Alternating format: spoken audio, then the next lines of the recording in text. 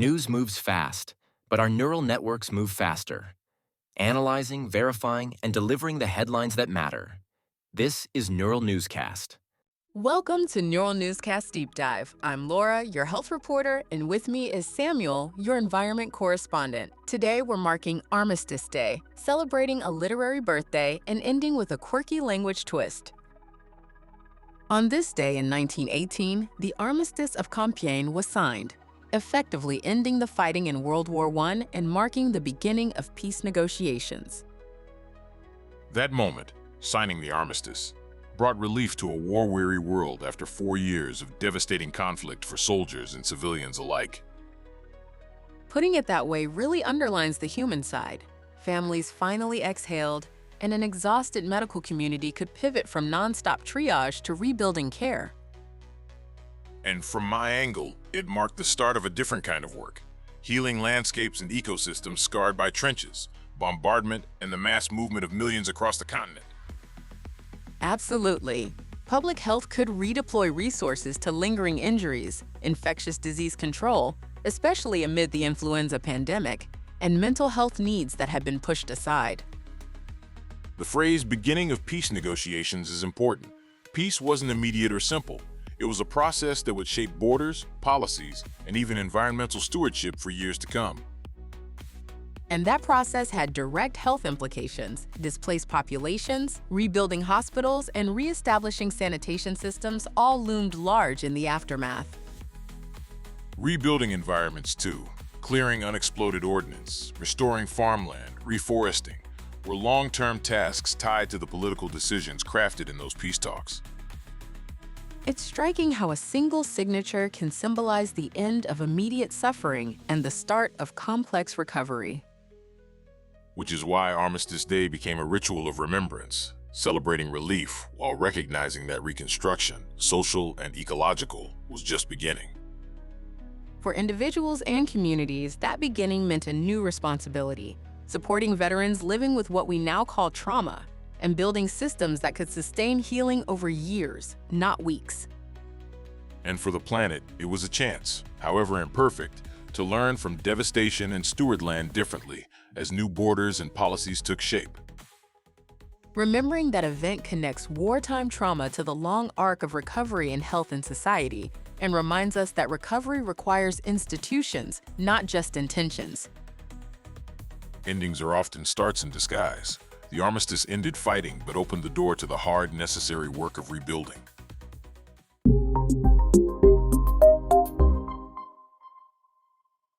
We'll be right back after this short break. Today we celebrate the birthdays of Fyodor Dostoevsky, 1821, Kurt Vonnegut, 1922, and George S. Patton, 1885. I love that lineup. A novelist, a satirist, and a general. But I know you wanted us to take a deeper look at Dostoevsky today. Yes, Dostoevsky is the one I want to linger on. As a health correspondent, I keep coming back to how his exploration of the human psyche reads like early clinical observation of moral injury, depression, and the ethics of suffering. Interesting lens. He's often presented as a philosopher or novelist, but his psychological acuity shapes how we think about trauma and recovery, right? Exactly.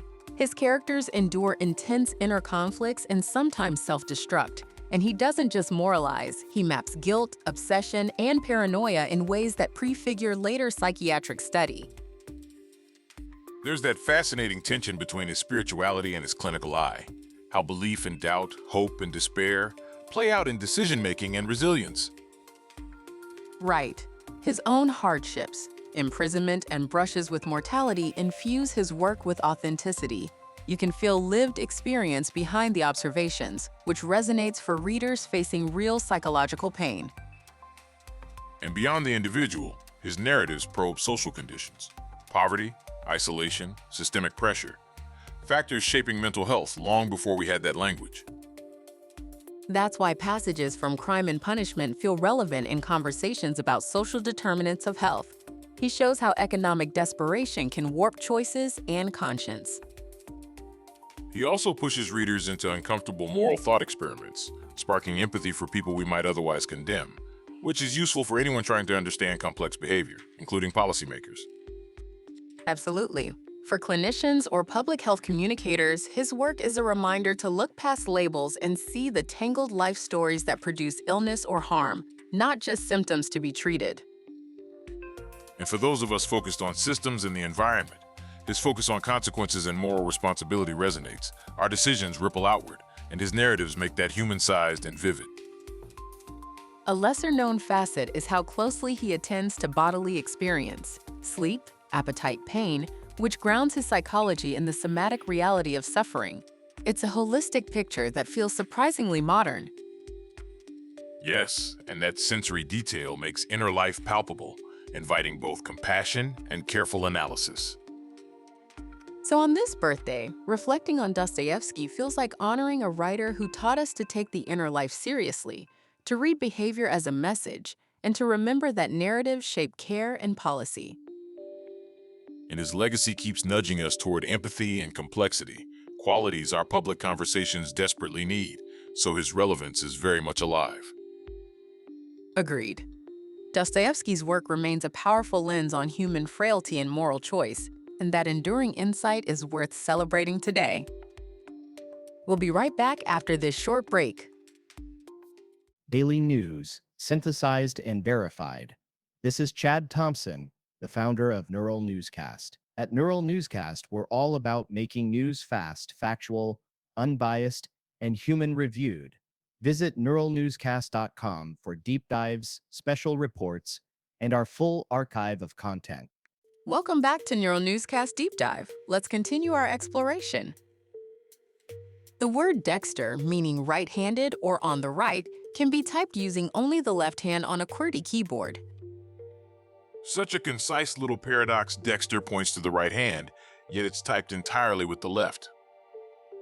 It's a neat reminder that language and physical actions can diverge in small, surprising ways. Exactly, and there's a tactile irony to it.